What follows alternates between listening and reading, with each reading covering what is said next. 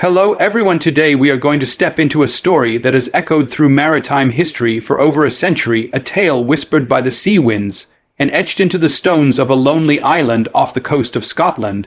This is the mystery of the Vanishing Lighthouse, keepers of Eilean Mor, 3 men who were stationed to watch over one of the most treacherous stretches of ocean, and who in December 1900 simply ceased to exist, leaving behind clues so eerie and contradictory that the mystery has never truly been solved. To imagine the scene, you must first picture the Flannan Isles, a small, desolate group of rocky outcrops battered by the relentless Atlantic waves. Eilean Mor, the largest of these jagged islets, is barely more than a mile across. The grass that clings to its surface is a dark windblown green, and its cliffs plunge steeply into churning grey waters. For centuries, the island had been avoided by locals, believed to be haunted and cursed, and it was rarely visited except by shepherds who would bring their flocks to graze under the watchful eye of the weathered Celtic chapel ruins that stood alone like a sentinel from another time. In 1899, the construction of the Flannan Isles Lighthouse was completed, a marvel of human engineering, perched atop the island's highest point to warn ships of the deadly reefs below, manned by 3 lighthouse keepers, at a time with a 4th on rotation from the mainland.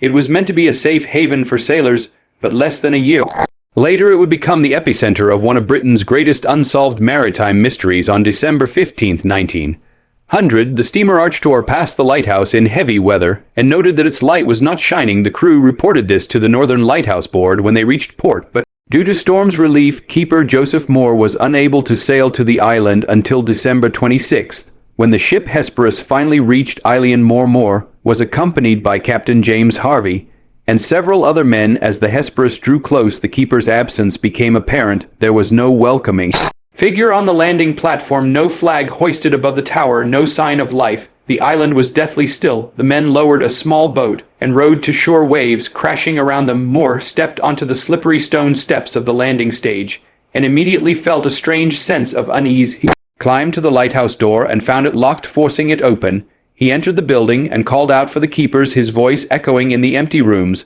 but there was no reply inside. He found that the kitchen table was set, as though a meal had been prepared, and interrupted. A chair lay overturned as if someone had stood up in haste. The clocks had all stopped. The beds were neatly made. There was no sign of violence, but in the coat room Moore noticed that 2 of the 3 heavy oilskin coats were missing, suggesting that 2 men had left the lighthouse without them, while one remained. Behind the logbook was the next strange clue.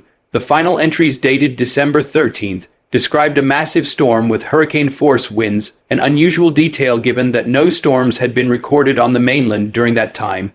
Keeper Thomas Marshall noted that the principal keeper, James Duke, was unusually quiet, and that the 3rd keeper, Donald MacArthur, had been crying. Marshall himself wrote of being battered by the storm, and that all 3 men were praying, something almost unheard of among seasoned lighthouse keepers.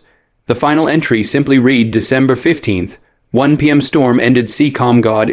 Overall nothing after that. Some of the landing ropes used for hauling supplies from boats to the top of the cliffs had been torn from their fixtures and were found tangled far below on the rocks. Yet strangely, there were no bodies, no footprints, no blood, no evidence of a struggle. It was as the men had been lifted off the face of the earth. Theories spread like wildfire. Some believed the men had been swept away by a freak wave.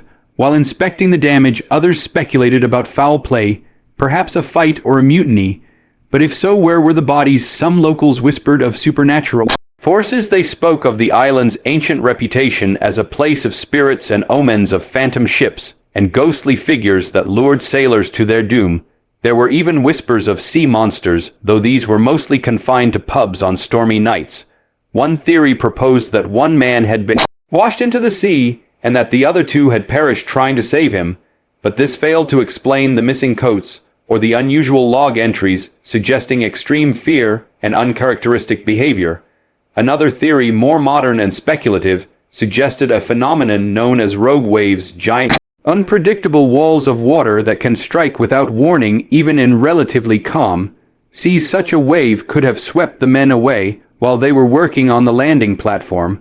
But again, why would all 3 have been outside in dangerous conditions? And why did the logbook describe storms no one else had witnessed? In the years that followed, the lighthouse continued to operate, but its keepers were forever uneasy about the place. Some reported hearing voices calling their names in the night.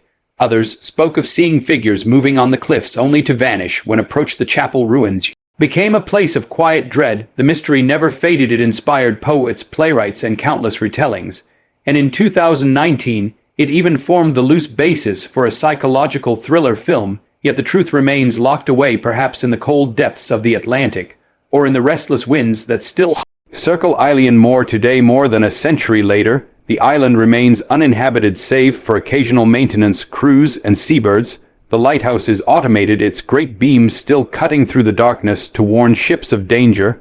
But if you stand there alone on a winter night, you might imagine the shadows of three men standing watch, their eyes fixed on a horizon only they can see, waiting perhaps for something to return, or for an answer that will never come. The sea keeps its secrets well, and some say Eilean Mor keeps them even better.